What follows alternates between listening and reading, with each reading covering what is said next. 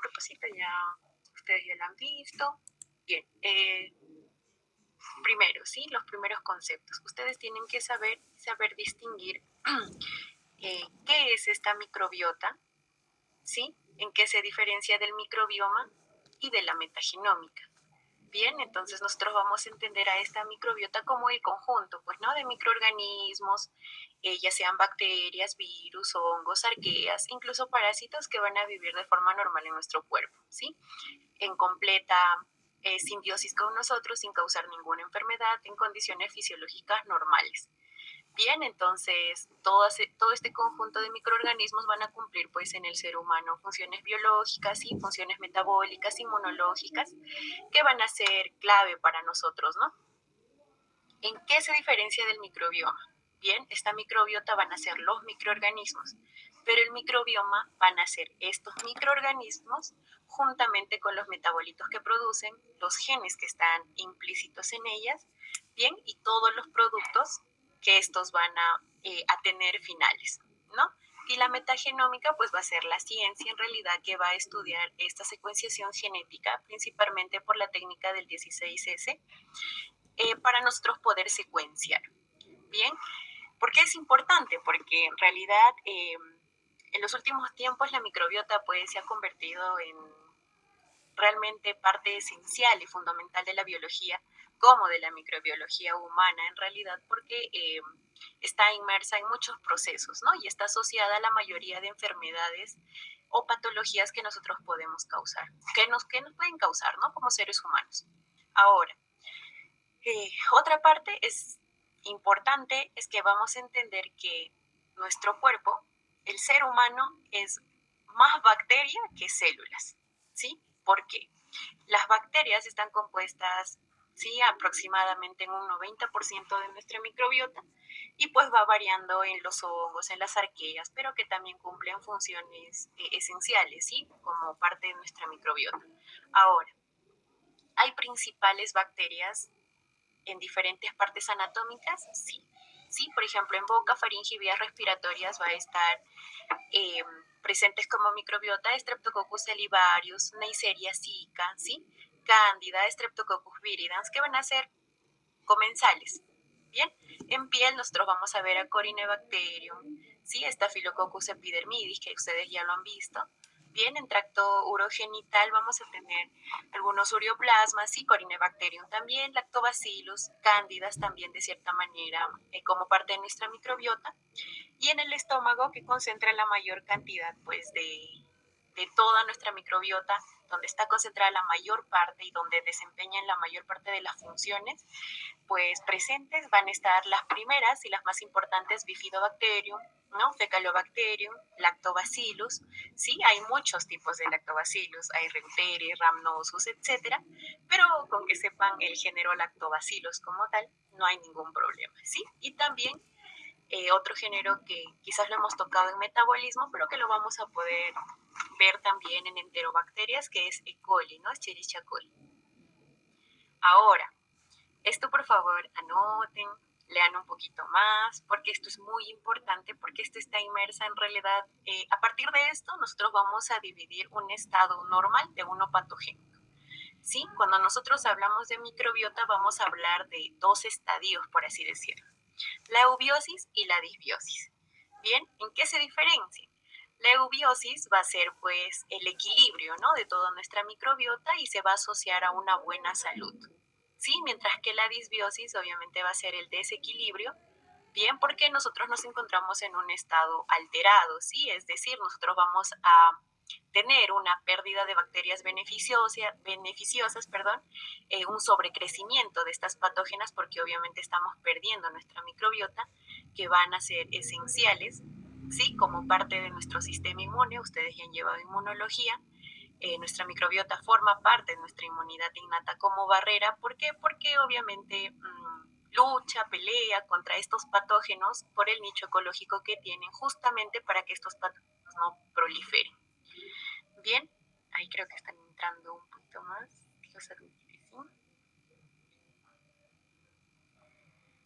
Listo, entonces nosotros vamos a tener estos dos estadios, ¿no? Entonces, cuando nosotros hablamos de la disbiosis, nos vamos a referir principalmente, uno, a la alteración de la barrera intestinal que vamos a tener, ¿sí? Se va a asociar a una inflamación crónica que podamos tener y por ende, si las bacterias beneficiosas disminuyen, vamos a tener una alteración metabólica. Bien, seguimos. Entonces, la microbiota por nichos, lo que les decía, ¿sí? La más importante es la microbiota intestinal. ¿Por qué? Porque nos va a ayudar esta microbiota a tener funciones de digestión y metabolismo, ¿sí? Van a fermentar fibra, que al final es el alimento de estas bacterias beneficiosas para que puedan producir, pues, ácidos grasos de cadena corta, por ejemplo, que también ustedes deben conocer.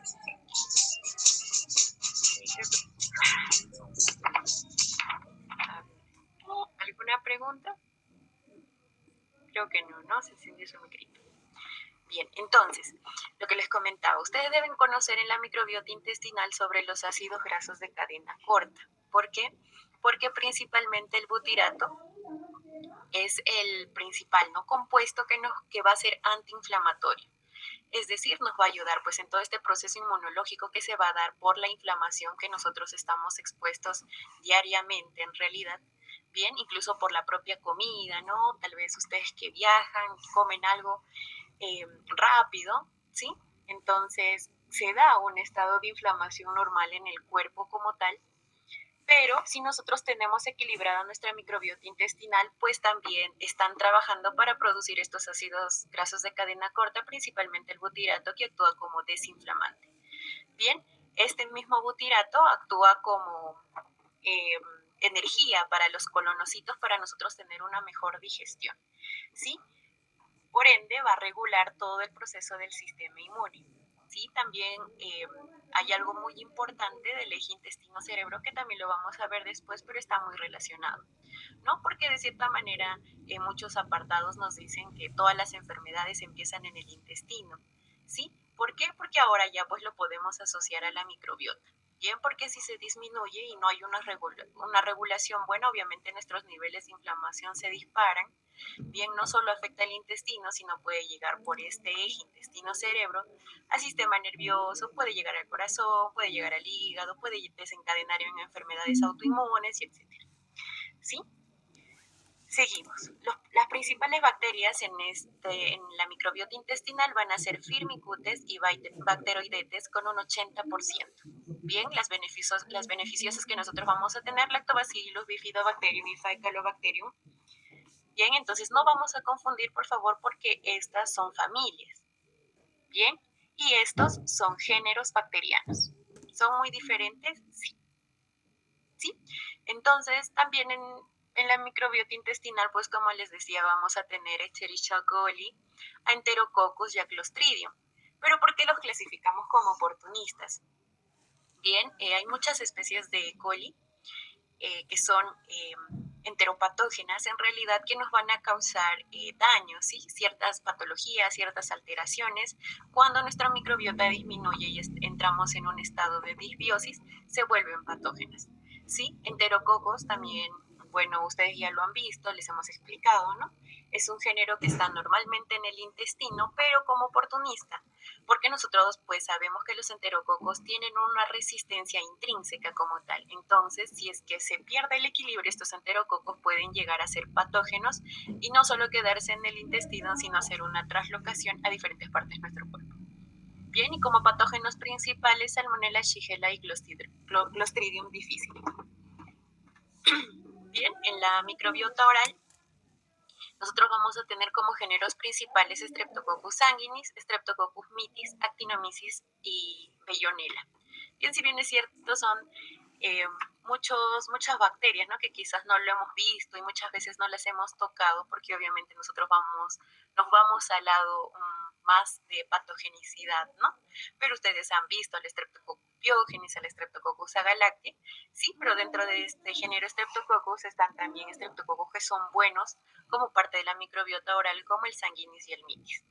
Sí, entonces estos dos nos ayudan básicamente, uno, a que otros patógenos no puedan colonizar la microbiota oral, ¿sí? Entonces también nos ayudan a poder controlar esta placa dental que se puede formar, ¿sí? Alrededor de nuestra vida, pues, ¿no? En realidad, por tener tal vez una mala higiene, ¿no? Una dieta alta en azúcares, tener una disbiosis que va a elevar el pH, ¿no? Entonces, al consumir antibióticos, que es uno de los principales realmente afectantes a nuestra microbiota, casi en un 90% que nos hace perder esta eubiosis, entonces nosotros vamos a tener estas beneficiosas como que luchando por nosotros contra estos patógenos para evitar todo esto.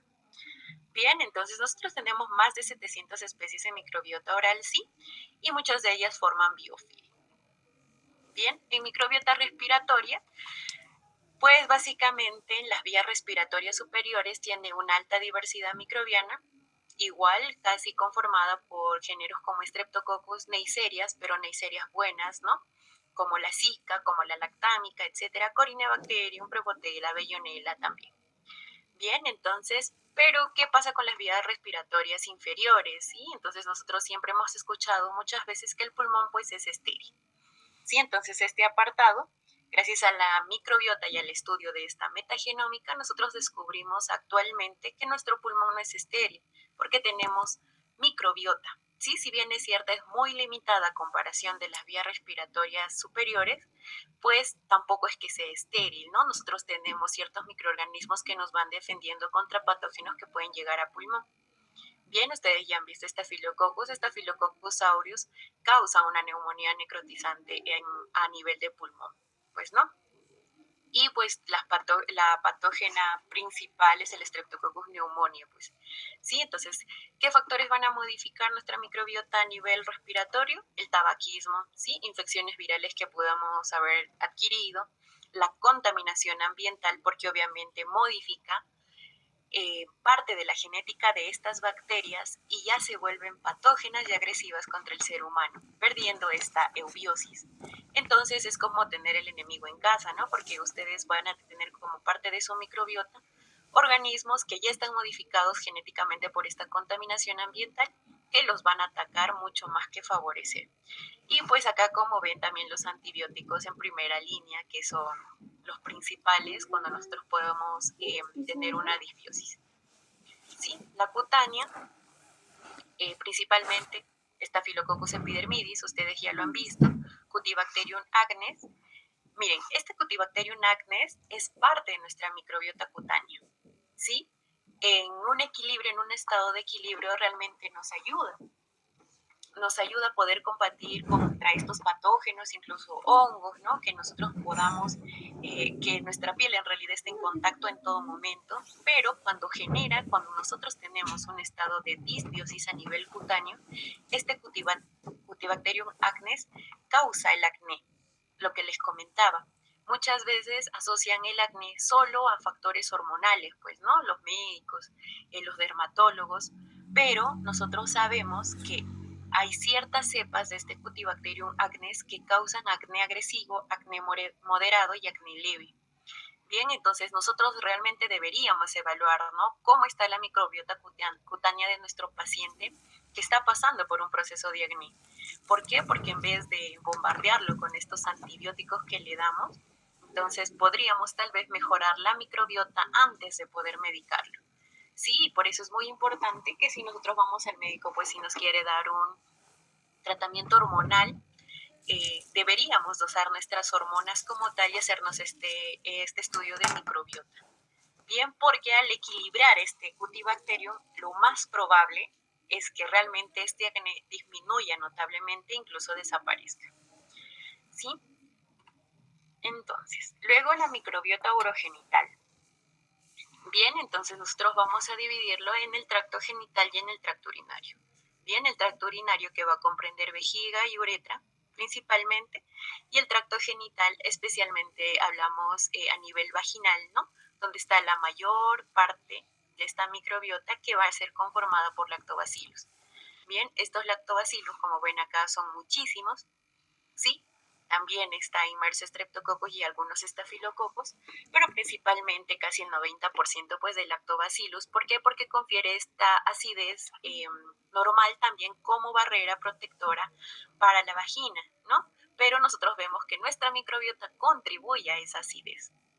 ¿Sí? Entonces, en la menopausia van a disminuir los estrógenos y estos estrógenos va a hacer que los lactobacillus caigan. Bien, entonces cuando nosotros, es como en los otros nichos, ¿no? Eliminamos a nuestra microbiota, que en este caso son los lactobacillus, en una mujer en etapa menopáusica, pues aumenta el riesgo de infecciones. ¿Sí? ¿Qué tipo de infecciones? Pueden ser bacterianas, más común fúngicas, ¿sí? Por Candida albicans mayormente, o también ocurren ciertos síntomas, ¿no? Como el prurito, etcétera, pero no necesariamente asociado a hongos, simplemente que nuestra microbiota está disminuida y nuestros estrógenos, pues por este mismo proceso también. Bien, entonces, algo muy importante, que acá otra vez miren que estén los antibióticos y las duchas vaginales, ¿no? Que hoy en día ya no están recomendadas porque barren con nuestra microbiota y nos hacen más propensas a las infecciones vaginales. Entonces, las funciones metabólicas, bueno, creo que eso les he explicado con más detalle la primera vez, pero principalmente es el metabolismo de ácidos biliares, ¿no? Producción de metabolitos activos, el metabolismo de fármacos, la síntesis de vitaminas y como función principal la fermentación de carbohidratos.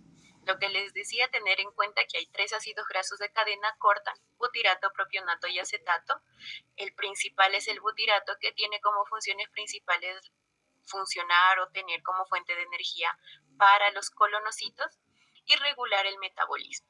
Bien, porque es importante también en este metabolismo de fármacos, porque nuestra microbiota puede activar los fármacos para que actúen de manera eficiente o si nosotros estamos en un estado de disbiosis, posteriormente inactivarlos. ¿Cómo? Esto se ha visto y se ha estudiado mucho más en pacientes que reciben quimioterapias. Bien, entonces hay un medicamento en específico que se les da a los pacientes con quimioterapias, pero se ha visto que en un estado de disbiosis nuestras bacterias inactivan a este medicamento, haciendo que pues todo este proceso, ¿no?, de terapia para que puedan ayudar al paciente con cáncer pues no sea efectivo. Y también a un paciente con cáncer pues no le evalúan la microbiota. Y a nuestro paciente nosotros sabemos que lo bombardean con un montón de medicamentos, antibióticos, etcétera, justamente por este proceso inmunológico que está pasando. Y nosotros deberíamos realmente, o bueno, los clínicos y nosotros también cuando nos mandan a correr estas pruebas, tener en cuenta esta microbiota, ¿no? Porque si nuestro paciente, que es lo más probable, se encuentra en un estado de disbiosis, nosotros podemos causar que su terapia sea muchísimo menos efectiva y disminuya pues casi en un 20%. Sí, y la síntesis de vitaminas, pues sí, por ejemplo, E. coli sintetiza la vitamina K, que es muy importante obviamente en los bebés. ¿Por qué? Porque nos ayuda pues a esta cascada de coagulación, y también hay muchas bacterias como parte de nuestra microbiota que sintetizan el complejo B. Bien, otra de las funciones, maduración del sistema inmune, sí, inducción a la tolerancia inmunológica. Estos dos van de la mano. ¿Por qué? Porque como nosotros ya tenemos microorganismos como parte de nuestra microbiota, esta microbiota enseña al sistema inmune a poder tolerar patógenos propios, ¿sí? Porque obviamente son microorganismos. ¿Y cómo es que nuestro sistema inmune los reconoce como propios, no? Ustedes han visto que cuando se pierde la tolerancia, obviamente ocurren todos estos procesos autoinmunes, pero también estamos hablando de microorganismos. Entonces nuestra microbiota entrena nuestro sistema inmunológico desde que nacemos para evitar respuestas exageradas, ¿no? Para que no reconozcan a nuestra microbiota como patógenos. Bien, defensa contra patógenos, sí, hay una competencia, como les decía, por los nichos y por los nutrientes, y también tenemos algunas especies, algunos microorganismos en nuestra microbiota que van a producir sustancias antimicrobianas contra estos patógenos. Sí, también estimulan pues la IgA, ¿no?, que va a ser la principal protección o como barrera en las mucosas. Bien, ¿qué bacteria? Akkermansia mucinifila. Bien, entonces, con que se queden con Akkermansia no hay ningún problema. Bien, que va a estimular la producción de IgA. Entonces, como función protectora, compite por los nutrientes, como ya les decía, produce sustancias antimicrobianas, sí, fortalece la barrera epitelial porque estimula la producción de moco por la IgA, como les decía, y modula el sistema inmune. Bien, esto ya lo hemos visto. Acá nos centramos, ¿sí? Van a haber muchos factores que van a modificar nuestra microbiota a lo largo de la vida. Bien, primero es el tipo de gestación. ¿Por qué? Desde la gestación, ¿no? Una dieta materna, el estrés que puede tener una mujer gestante, o las infecciones o la genética como tal van a modificar nuestra microbiota incluso al nacer. Y una parte muy importante que casi arrastramos a lo largo de nuestra vida en este daño a nuestra microbiota es el nacimiento. ¿Por qué? De acuerdo al modo de parto, ¿sí? Mediante el cual va a nacer un bebé, vamos a tener diferentes patrones en nuestra microbiota. ¿Cómo así? Si es que hay un nacimiento por vía vaginal, ¿no? Un parto normal, ahí es donde el bebé se coloniza por primera vez, sí, con la microbiota vaginal y rectal de la mamá.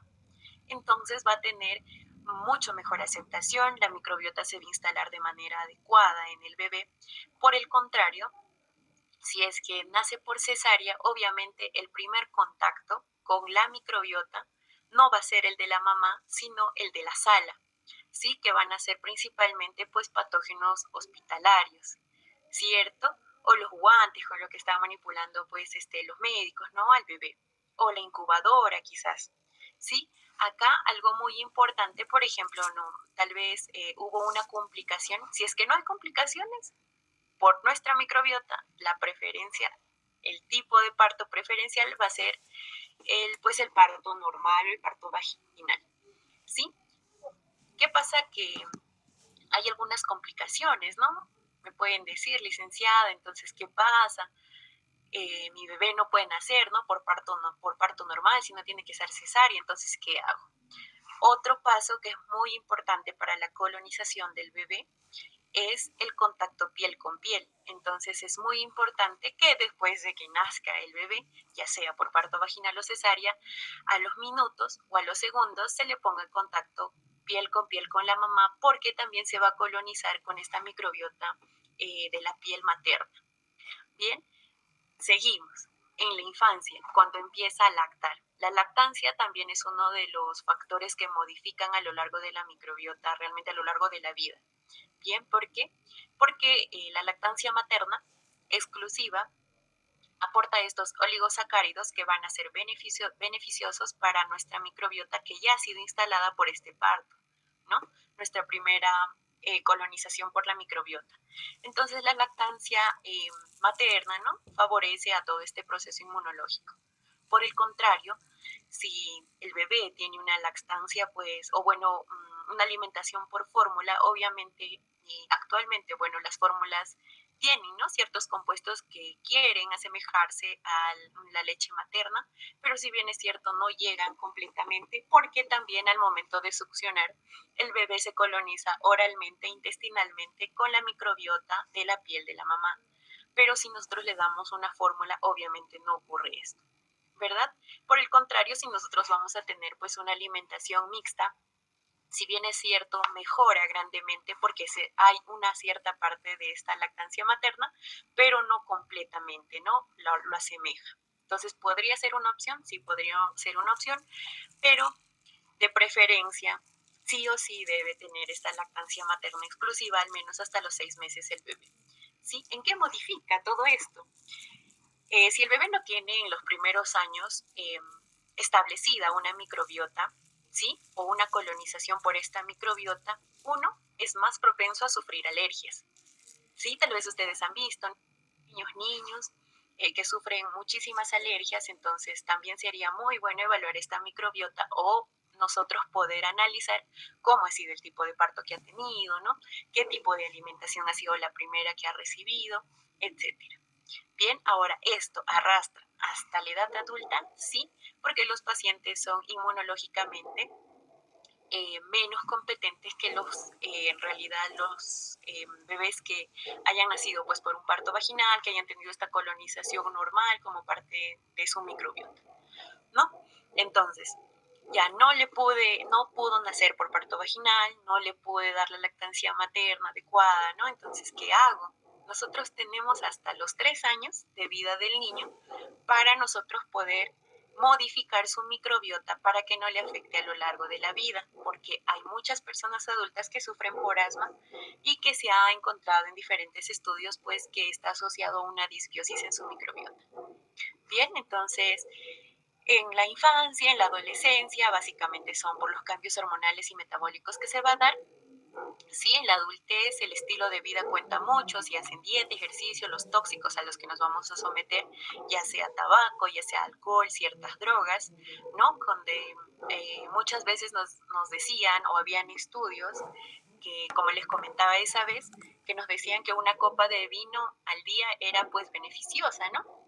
Mucho más el sistema circulatorio, ¿no? Cardíaco, etcétera, pero hoy en día nos demuestra que en realidad esos estudios pues no tenían tanta validez porque una sola gota de alcohol afecta casi, modifica en unas 24 horas casi al 90% de nuestra microbiota, por ende nos hace mucho más propensos a que nuestro sistema inmune disminuya grandemente. Bien, y en la vejez, pues la inmunosenescencia normal, la dieta monótona que va a tener, ¿no? Una persona adulta y menor movilidad que pueda tener. Bien, la disbiosis, ya les expliqué, mecanismo fisiopatológico, cómo se da, cuáles son los principales factores que afectan, como primordial el uso de antibióticos, ¿sí? Intercambio de microorganismos, alteración del equilibrio microbiológico, pérdida de la biodiversidad y cambios de estilo de vida, ¿sí? que aumentan las posibilidades de tener una enfermedad crónica por esta disbiosis. ¿Cuáles son las terapias? Otra parte importante, primero los probióticos. ¿Qué van a hacer los probióticos? Pues van a ser los microorganismos, ¿no? Entonces, ¿contra qué funciona? La aplicación clínica básicamente se asocia, está mucho más demostrado en diarrea asociada a antibióticos y el síndrome de intestino irritable, ¿sí? ¿Para qué nos sirven estos probióticos? Pues van a equilibrar nuestra microbiota intestinal, mejoran la digestión, refuerzan nuestro sistema inmunológico, sí, previenen estas diarreas asociadas a los antibióticos. ¿Qué van a ser, como les decía, microorganismos vivos? Principalmente hay comerciales, hay naturales, nosotros lo podemos consumir en los alimentos, como quienes, el kéfir, sí, que hoy en día creo que es el más comercial, ¿no? Y el que más ha cobrado importancia. También hay yogur, el chucrut, el kimchi, que básicamente es col fermentada, ¿no? Pero nosotros deberíamos hacer un proceso para nosotros llegar a esta fermentación como tal o si desean comprarla. Ahora, hay probióticos que nos pueden vender en las farmacias ya sintetizados, ¿no? En cápsulas, en polvos, sí hay. Bien, entonces nosotros podemos comprar pero asegurándonos de que contengan las cepas adecuadas, porque también nos pueden vender cualquier cosa, pues y si no sabemos o lo tomamos y pensamos que está bien, cuando en realidad no, ¿no? Entonces los tipos más comunes van a ser Lactobacillus, Bifidobacterium y Saccharomyces boulardii, que va a ser el probiótico más asociado a los antibióticos. Muchas veces nos dicen que si nosotros vamos a tener una terapia antibiótica, que usualmente es de 5 a 7 días, deberíamos acompañarlo con un probiótico para que no dañe nuestra microbiota tan irreversiblemente. ¿Sí? Luego vamos a tener a los probióticos. Bien, para que lo entiendan. Los probióticos son los microorganismos, ¿sí? Los microorganismos vivos. Y los prebióticos va a ser el alimento para esos microorganismos vivos. ¿Sí? ¿Dónde los vamos a encontrar? En el ajo, en el plátano, en los espárragos, en la avena, en el arroz, pero frío. ¿Sí? ¿Por qué? Porque es básicamente la fibra no digerible, ¿no? Para que estimulen el crecimiento de estos probióticos. Bien, entonces, ¿qué es lo que va a pasar? Obviamente, al alimentar a estos probióticos van a favorecer también a la digestión, una mejor absorción de nutrientes y por ende nuestro sistema inmunológico va a ser mucho más estable. Bien, entonces, ¿hay comerciales? También hay comerciales, ¿sí? Nosotros podemos ver, pero nosotros debemos asegurarnos que principalmente los suplementos sean de inulina, ¿sí? Fosfooligosacáridos o galactooligosacáridos. Bien, y los simbióticos, pues si al inicio los probióticos eran los microorganismos, los prebióticos, la comida de estos microorganismos, pues van a ser a ambos, ¿sí? Usualmente vienen de manera comercial, bien, vienen de manera comercial, Vienen probióticos con prebióticos, hay una mayor eficacia, ¿sí? Es mucho más probable que estos probióticos que nosotros estemos consumiendo se instalen mucho mejor en nuestro sistema digestivo. Sí, o nosotros también podemos combinar, pues, ¿no? O sea, comúnmente pueden comer, ¿no? Un bowl de yogur con un poquito de platanito y ya está. Kefir con un poquito de espárragos o también comprarlos en suplementos.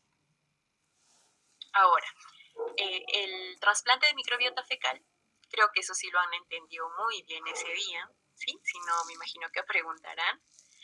Bien, y principalmente uno de los factores que modulan esta microbiota pues va a ser la dieta. Bien, vamos a tener dos tipos de dieta. La occidental, que está básicamente compuesta de ácidos grasos, ¿no?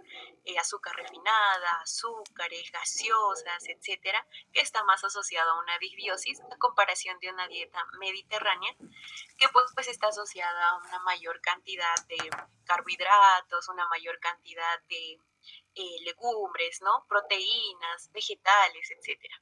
Ahora, cuando hablo de carbohidratos, muchas veces nosotros vemos a los carbohidratos como malos, pero miren, acá en los prebióticos, los carbohidratos que nosotros podamos consumir, obviamente de manera moderada y adecuada, van a contribuir a que nuestros microorganismos puedan desempeñar sus funciones normales. Es por eso que muchas dietas, como la dieta FODMAP, por ejemplo, ¿no? La keto, que no consume carbohidratos, si más no me equivoco, entonces hay una gran probabilidad de que su microbiota también sufra algunos cambios y entre en un estado de disbiosis. Entonces, todo controlado. Bien, y por último, en las vías de comunicación bidireccional. Nuestra microbiota se comunica con todo nuestro cuerpo. El principal eje, el eje intestino-cerebro. Bien, ¿a qué es asociado? ¿Cómo se comunican? Mediante el nervio vago, ¿sí? ¿Qué es lo que genera? Neurotransmisores como la serotonina, el GABA, metabolitos, mediante los metabolitos de ácidos grasos de cadena corta. Bien, entonces, ¿cuál es la función? Que van a regular pues el estado de ánimo, el estrés y la conducta. ¿Cómo? En nuestro intestino nosotros sabemos que vamos a tener esta microbiota, ¿sí? Ya les dije, ¿no? Bifidobacterias, lactobacillus, etcétera. Y estas bacterias van a generar ácidos grasos de cadena corta, que ya les dije, butirato, propionato y acetato principalmente. Y estos van a ser los encargados de mandar las señales para que se puedan generar neurotransmisores y serotonina. ¿Por qué? Para que disminuyan los niveles de estrés y mejore la conducta. Así disminuyendo los niveles de ansiedad y depresión en los pacientes. ¿Qué quiero decir? Que la microbiota también está asociada a procesos de ansiedad y depresión. Bien, entonces, si tú piensas, ¿no? Que estoy muy deprimido, que bacteriología ya viene el examen, me voy a jalar, etcétera, por favor, no, porque el estrés hace que tú entres en un estado de disbiosis y a su vez puede aumentar que sigues generando estos procesos de ansiedad y depresión. O por caso contrario, andas deprimido, ¿no? O con mucha ansiedad, es muy probable que tu microbiota también esté disminuida, esté en un estado de disbiosis y tú ni siquiera te has dado cuenta y ya, pues no te sientes mal, te sientes muy ansioso, con mucho estrés, pero tampoco te das cuenta que el problema está en tu microbiota. Bien, entonces, ¿hay otros ejes? Sí, el eje intestino-sistema inmune, que ya les expliqué, obviamente la microbiota está muy relacionada a este sistema inmune. Si nos alcanza el tiempo en alguna clase, tal vez solo podamos hablar de esto, porque es muy importante. El eje intestino-hígado, eje intestino-oral, obviamente, porque las bacterias de la boca, por este arrastre, ¿no? Por la saliva, obviamente, van a colonizar todo lo que es faringe, esófago, hasta van a llegar al intestino. Bien, eje boca-pulmón, también por estas microaspiraciones, algunas bacterias o microbiota de nuestra boca va a estar inmersa en el pulmón. Y pues el último, el eje intestino-pulmón. Bien, entonces, bueno, acá ya les puse algunas enfermedades que pueden causar y algo muy interesante también asociado a la microbiota es el autismo, ¿sí? tal vez lo puedan leer un poquito más, pero se ha demostrado también que los pacientes con autismo tienen su microbiota disminuida y cuando se les trata con estos probióticos, ¿sí? Obviamente no cualquier probiótico, sino uno adecuado para el paciente, entonces disminuyen estos niveles pues de ansiedad que puedan tener propias de esta condición, ¿no? Y disminuyen todos estos aceleramientos, ¿no? Que puedan tener o ciertas condiciones, ¿no? ¿Para qué? Para que también el paciente a nivel del sistema nervioso esté mucho más estable y estos procesos pues desencadenando, ¿no? Los autismos nosotros sabemos que hay un autismo leve, un autismo moderado, un autismo grave, entonces en los niveles más graves se ha notado una gran mejora a nivel conductual mejorando la microbiota. Bien, entonces, ¿tienen alguna pregunta?